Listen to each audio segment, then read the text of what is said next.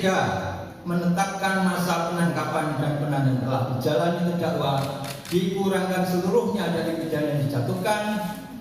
4. Menetapkan agar terdakwa tetap. Sementara itu, keluarga korban tragedi Kanjuruhan kecewa terhadap vonis 1 tahun 6 bulan penjara yang dijatuhkan hakim kepada Ketua Panitia Pelaksana Arema Abdul Haris.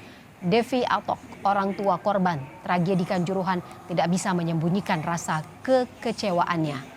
Devi Atok kehilangan 2 putrinya dalam tragedi Kanjuruhan yang terjadi pada awal Oktober tahun lalu. Ya, sangat berharap sebagai hakim itu kepanjangan tangan dari Tuhan. Nah, kenapa hakimnya kok kelihatan pasif dan menjustis Aremania yang bikin rusuh, bukan aparatnya yang menjadi pelaku penembakan gas air mata.